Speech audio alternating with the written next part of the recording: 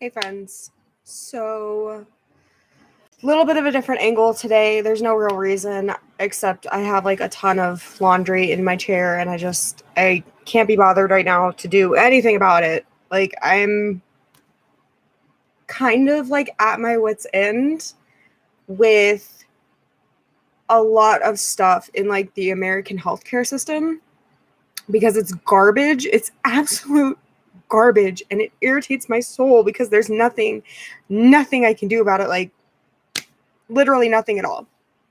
So basically what's been going on is I've had, aside from like my mental health problems, I've had a lot of physical health problems.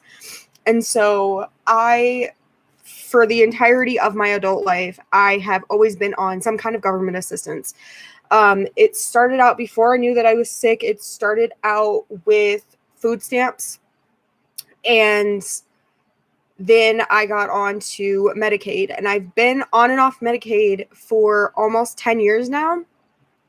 And moving from state to state, it gets kind of complicated because what happens is so I would try to close my case in Florida when I moved to Colorado, and then Colorado was constantly telling me like, we can't help you because you still have an active case in Florida. So I would just keep playing phone tag. Meanwhile, I'm just trying to see a doctor. I'm just trying to, get my brain together, like trying to help myself, right?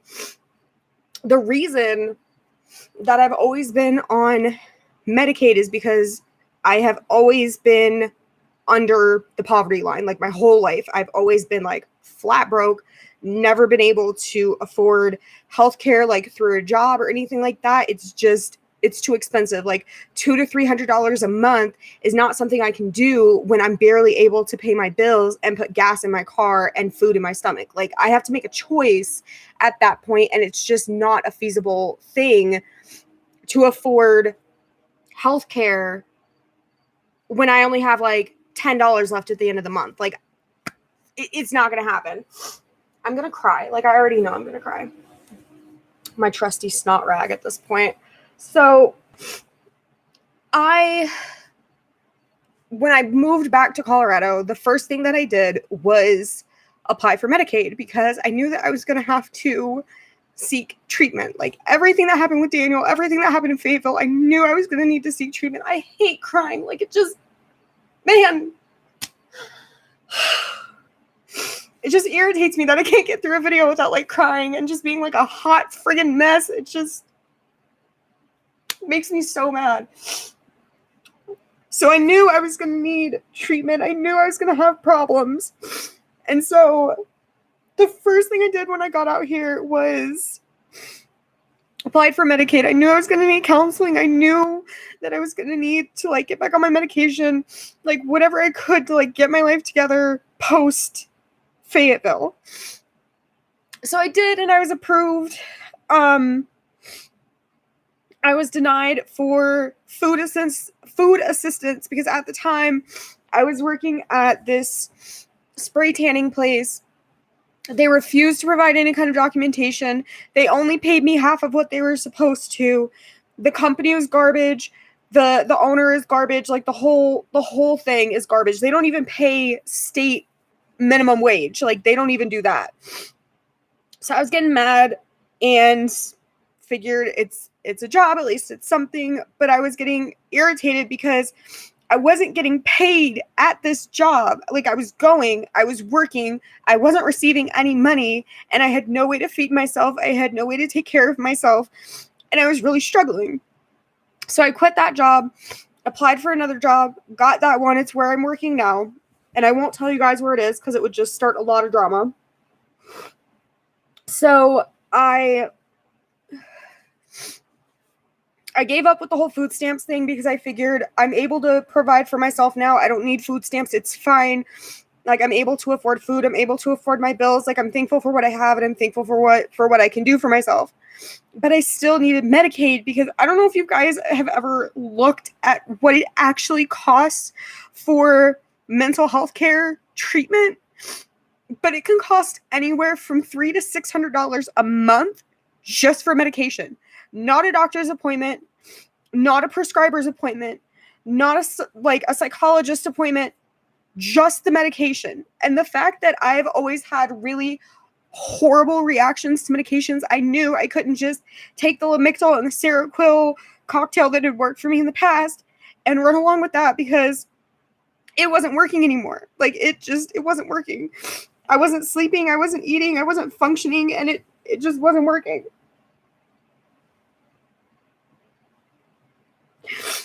So after the whole Latuda thing in July, I decided I wanted to take a step back from the mental health system. I wanted to reevaluate my options, see if there's anything holistically that I could do, see if there was any self-care or anything that I could personally do for myself before jumping back into the realm of medication and therapy. And the thought of EMDR is horrifying. And I really wanted to make sure that I was in a healthy enough headspace before I started with EMDR, because I really didn't know if I was going to be able to handle it or not.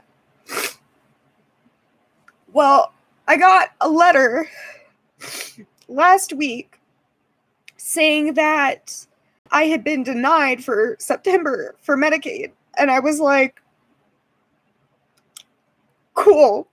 You guys couldn't tell me why my insurance was being canceled. You couldn't tell me that you needed more documentation. You couldn't tell me that it was time to reapply. You couldn't communicate with me except to cut me off. By canceling my insurance, it takes away my ability to properly care for myself in the way that I need to, which is frustrating. But also, I had surgery last month because at the beginning of July, it was July 10th, I had that biopsy that went completely haywire, and I had to have surgery. After the surgery, I was still bleeding, and we couldn't figure out why I was still having bleeding issues, why I was still very sick. We did full blood panels, everything came back normal. We did like all these different tests, we did ultrasounds, like we did everything, and everything kept coming back normal except for the ultrasound. And the ultrasound showed that I have a blood vessel in my guts. Like, I don't want to be like detailed because some people are like, oh my God, that's gross.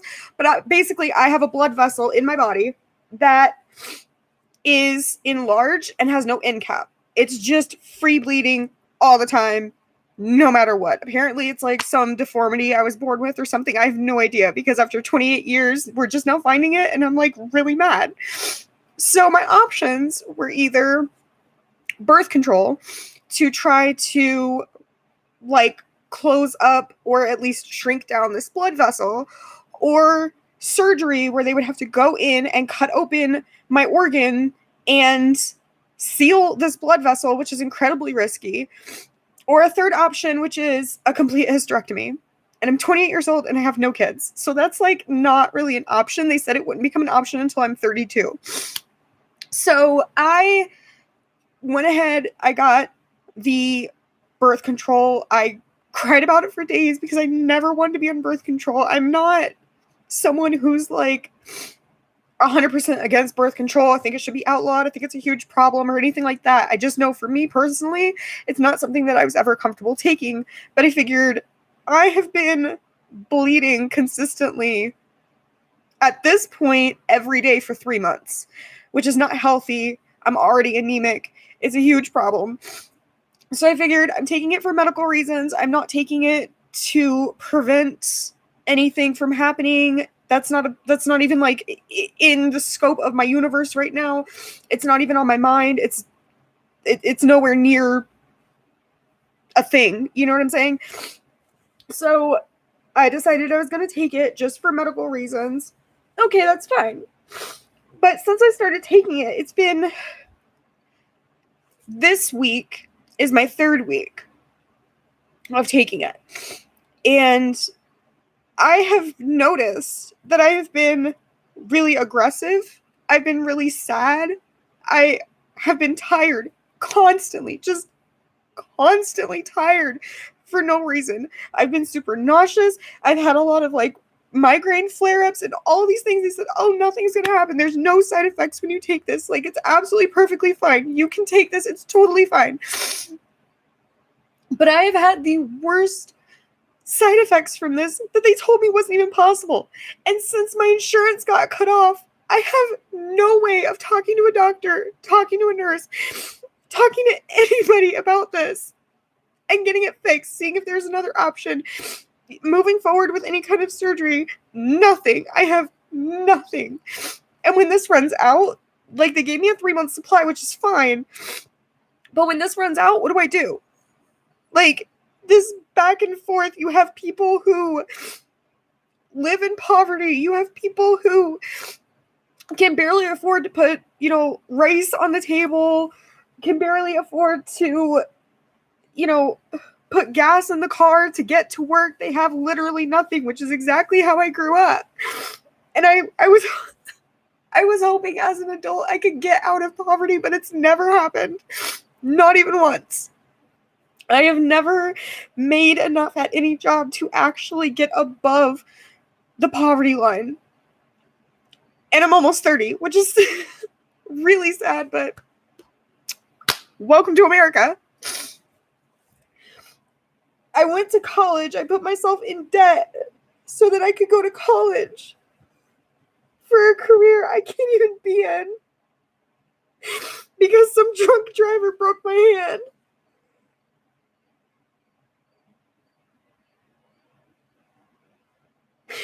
And I'm so frustrated because the one thing that I had that was going for me that was kind of okay was finally being able to get my health taken care of, because I've been moving so much over the last few years because I haven't been able to afford anywhere to live.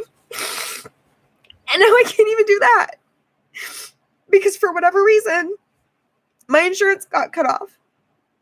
And I don't know what to do at this point. And I'm frustrated. I tried calling the office today. And of course, it just sat there and rang and rang and rang and rang and rang for like 30 minutes. No answer, no voicemail, no nothing. The only thing that I can do at this point is just show up at their office on Wednesday because I work tomorrow. As I'll just have to show up on Wednesday and just ask them what is going on. Because it's not just about my physical health, it's about my mental health too. If I don't have access to my medications, if I don't have access to therapy, if I don't have access to the things that I need to take care of my brain, I'm not going to be a productive member of society. I'm not going to be able to function like a normal human being because I can't. Like, I freaking can't. Like, my brain doesn't work the way everyone else's does. There's certain times of the year where I go into like a super deep depression where I just sleep all the time and I can't function no matter what I do. And it usually is at the end of summer going into fall. And then there's another one right around New Year's, another one right around my birthday. And then that's it. Like, the rest of the time, I'm like kind of okay, but kind of teetering, and I'm not really sure like where I'm at. But I know I have at least 3 depressive episodes. I know why I have them. I know what the triggers are. It's just the passage of time, really, and just I don't know why the summer one. I don't understand the late summer one. That's just been a thing for the last like 6 or 7 years, but I know why the New Year's one and the one around my birthday around that time too, which sucks, but when your trigger is mortality, it's kind of hard to ignore. So there you go. I wasn't even like, I was trying so hard to sit here and be like, I'm not going to make a video. I'm not going to talk about it. I'm going to keep my personal life personal. I'm going to just sit here and be mad and just be mad. And that's fine. I'm just going to be mad about things. But I had a shoe rack, like a big standing shoe rack, and it fell apart. I went to Walmart to replace it and I couldn't find one. So I got this big like tote to hold my shoes. And the lady at the door asked to see my receipt to make sure I paid for this box because obviously it doesn't fit in a bag. And I was just so, like, for no reason, just so enraged at the fact, why would you ask me that? Like, what if I already threw it away? Like, I was just so just without explanation, sad for no reason at this random lady at Walmart. And I got in my truck and I started it and I just started crying. And I was like, I can't even fix this. Like, what do I do? What do I do? There's nothing that can be done at this point because my insurance got cut off.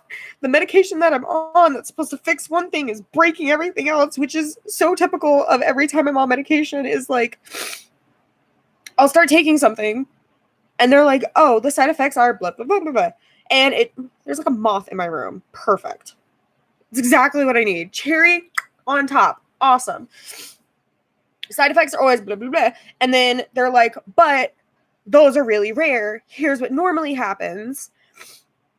And that never happens for me. Like, I always get like the weird stuff, like the outrageous, crazy, just the most absurd side effects a person can have. I was on Risperdal, I think when I was like 20 or 21.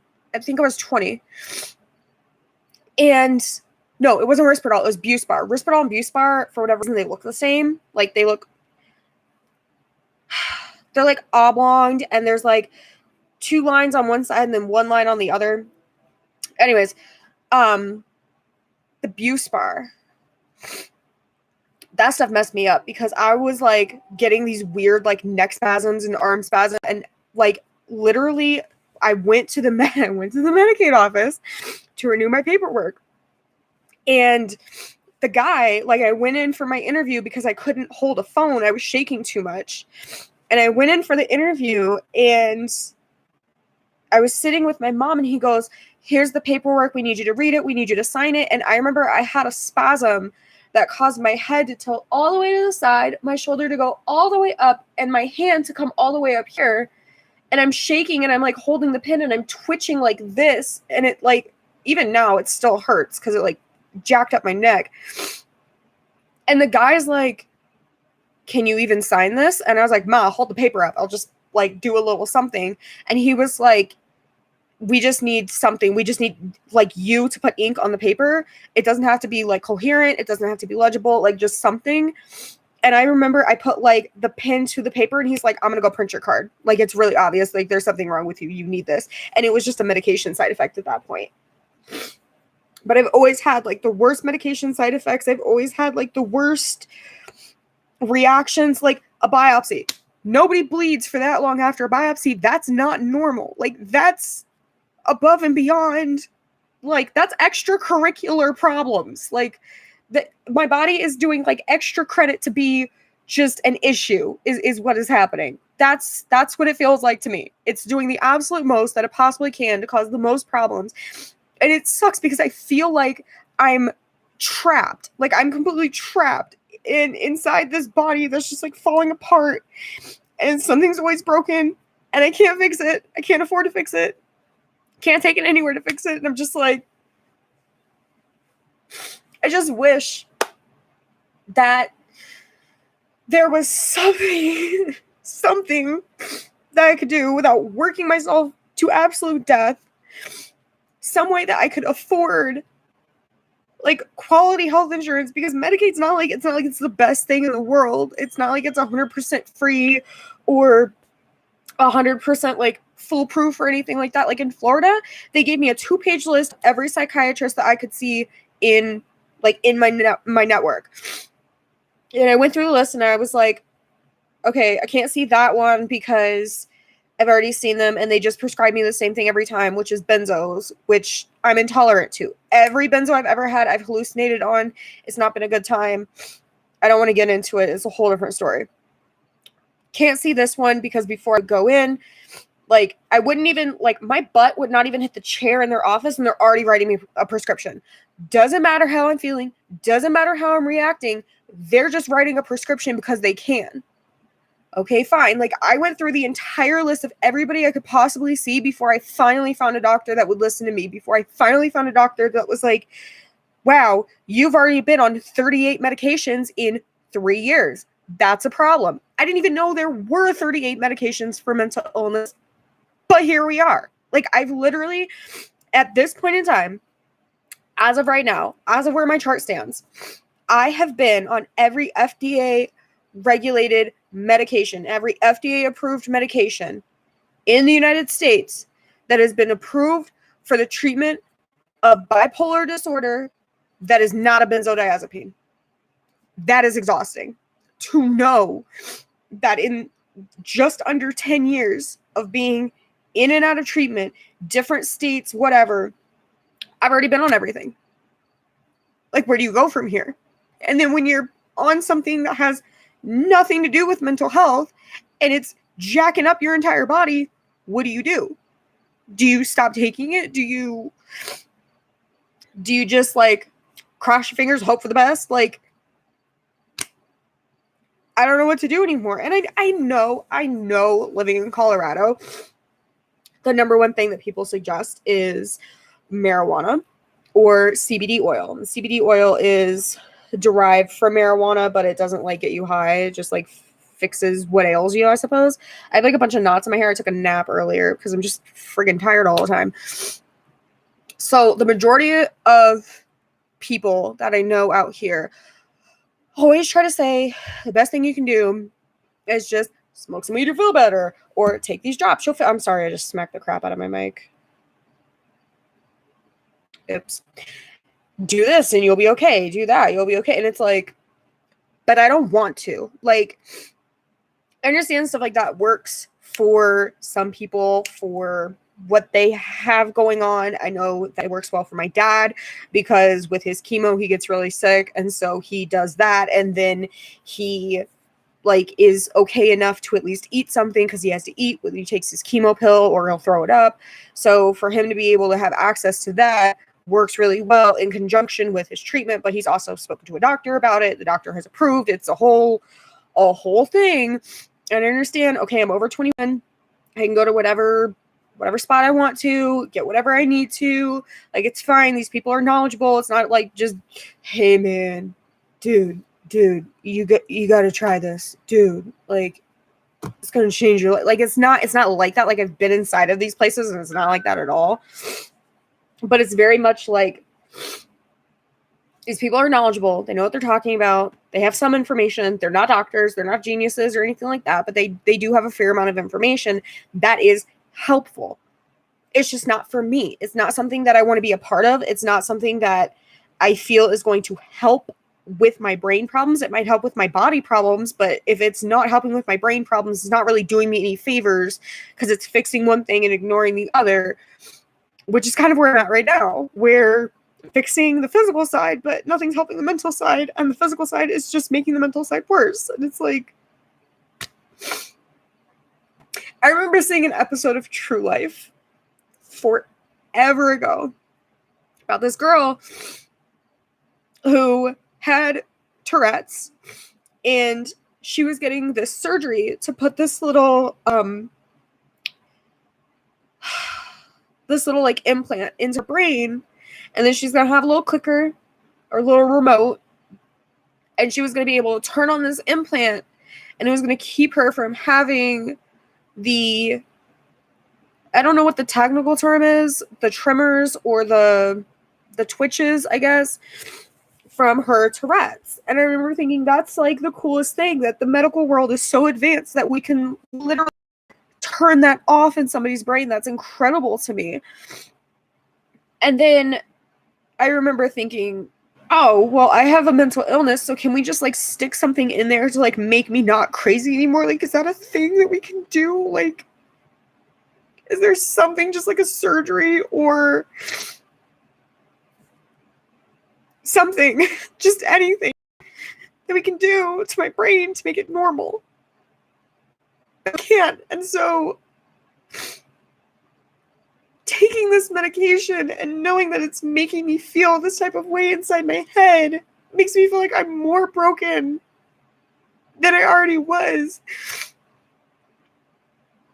because there's nothing I can do about it. And I feel like a normal person, a non-mentally ill person can be like, man, this medication is just irritating me. Like, I'm upset. I'm, slightly more agitated than normal. And they don't feel this way. They don't take it to this extent where they feel like their entire brain is just like broken and falling apart. But for me to already be in a very vulnerable spot with my mental health, when stuff like this happens, it's like it's way off the deep end, because I know for a fact that what I'm experiencing might be common, but it doesn't feel like it's a normal thing because it's happening to me and my brain's already messed up. Am I like making any sense? I'm not making any sense. I know I'm not making any sense. I never do. Ugh. I'm just like, I'm so irritated, and like, I feel like this is a normal frustration to have when somebody's like doing everything they can to like get it together and they can't, and it seems like the whole world is against you from getting it together, and it's like a problem. But y'all, I'm trying so hard, and I want this to one day turn into one of those stories where it's like, oh hey, remember that girl that was like sitting on her bedroom floor and like crying into her laptop for 20 minutes because her health insurance got cut off? Well, guess what? She's able to like take care of herself now, and she's able to, you know, afford real health insurance and not need government assistance, because God knows the government is an absolute piece of crap that doesn't function. Like, I would love to sit here and tell you guys, like, this is just a stepping stone in my journey, and one day I'm gonna have this amazing come up, and I'm gonna like live in a nice house and drive a nice car and have nice things. But like, the reality is that stuff like that does not happen for an average person. Like, an average person, you go to school, right? And then you graduate. Maybe you don't. I don't know. And then you get a job, or you go to college, and then either you graduate or you don't. I don't know. But you get a job eventually as an adult human. And then you work that job, or a job, basically until you die. There is no amazing, you know, mystical moment in our lives that we're all going to hit at some point. We're all going to win the lottery. We're all going to drive Bentleys and live in 5-story mansions or something like that. Like, that's not the typical thing. Unfortunately, the typical thing, and you can call it a millennial problem, you can call it a whiny little baby problem, I don't care. But unfortunately, the normal thing is situations like mine, where you try to make it on your own. You spend your whole adult life trying to make it on your own. And for some reason, you just can't quite get there. Every time you think you're just about there, like you're just about to be okay, life just kicks you down a flight of stairs. Just down a whole mountain, like a Machu Picchu level of stairs. That's exactly what it feels like right now. Every time I think, oh, getting it together, had my surgery, I'm kind of doing okay. I have like my follow-ups and everything. My doctor, by the way, I got a phone call and a text message, a robocall and a text message saying, you missed an appointment on the 17th. I never did a confirmation call. They never told me I had an appointment on the 17th. Nothing. I just get calls and messages saying, you missed an appointment. Can't do anything about it now because I can't go to a doctor if I wanted to, because my insurance got cut.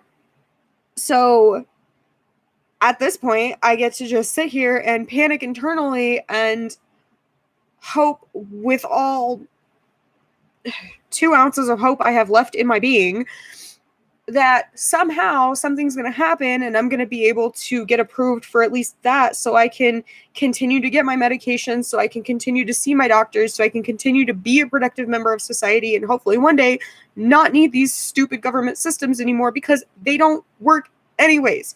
They don't work. I don't know if other people have ever had these kinds of problems with any kind of government programs or government assistance or anything like that. And I know there's tons of people who like abuse the systems or whatever. That is not me. Even for my parents, my mom had a bunch of health problems. She had to quit her job to help take care of my dad when his cancer went stage 4. He had to retire from his construction job because he has cancer. And so they had to apply for Social Security. They had to apply for Medicaid so they could afford my dad's chemo. They had to apply for food stamps so that my dad could afford to eat, since neither one of them was able to work anymore. They now get $15